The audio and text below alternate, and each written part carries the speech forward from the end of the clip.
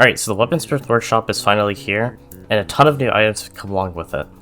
And today, I'm going to show you these new items and some ways that you can use it to make your Skyblock experience more fun. So when you talk to Jax the Weaponsmith, who can be found near the coal mines, he now offers you a new bow called the Artisanal Shortbow. This shortbow instantly shoots when you right or left click, and the firing rate of the bow scales off your attack speed. It's essentially an early game version of the GG shortbow. A new NPC named Rosetta will sell you a variety of armor sets, each with their own use. The iron and Rosetta armor aren't really interesting because they're literally just iron and diamond armor, but the others are actually a little bit different. The Squire's armor set provides good defensive stats, which will help you deal with the mobs in the deep cavern a little bit more effectively.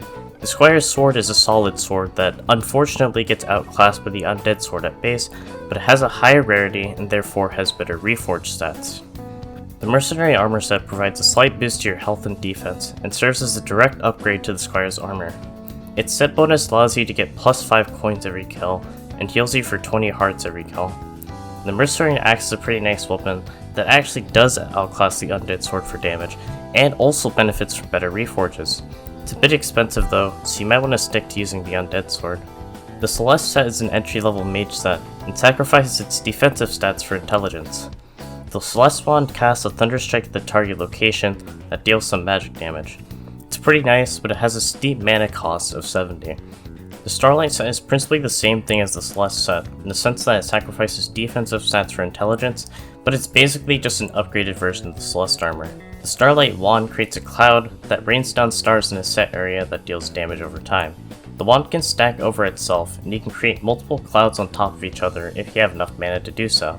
This is by far the best starter magic set you're gonna get, but it's easily the most expensive set, valued at 210,000 coins. A new NPC can be found in the basement, and he sells a variety of arrows, some of them with special effects. You can purchase an arrow swapper to swap the different types of arrows you get.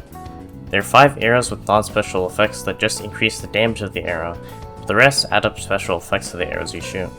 Bouncy arrows give you a 50% chance for your arrows to bounce to 4 other targets, with each bounce dealing less damage. Icy arrows do a decent amount of damage and also apply a weak slow to whoever it hits, which could be good for taking out mini bosses in dungeons. Armor shred arrows ignore 5% of the target's current defense, which is generally just pretty good. The explosive arrow creates an AoE explosion after 2 seconds or on impact that deals damage to mobs within 2.5 blocks of the blast radius. Be careful because the explosion can also hurt yourself, dealing 10% of your maximum health as damage. The glue arrow roots a target for 1.5 seconds when they are hit, and after the root, the same target can't be rooted for another 6 seconds. It also has a decent damage, and can also be used against dungeon mini-bosses. And lastly, the Nansorb Arrows. These arrows replace the piercing enchant properties with Skewer, and Skewer actually adds damage when you pierce enemies, instead of reducing the damage the way piercing does. Not all of these arrows will be unlocked immediately, with some of them requiring collections and others requiring you to complete an aiming minigame. The easiest way to complete the minigame is by using the Artisanal Shortbow. Unrelated, but I thought I'd point this out, but Infinite Quiver got an insane nerf, and it only goes up to 30% effectiveness instead of 100 at max strength, so you actually need to buy arrows now. So yeah, that's about it in this update. It's pretty nice if you're a new player looking to get some starting gear, and the new arrows could definitely have some interesting uses in dungeons. I also heard there's a new update to the thread with the upcoming mining changes, so when they actually drop, I'll be sure to cover them. But that's about it. Subscribe if you enjoyed the content, and I hope you have a wonderful day.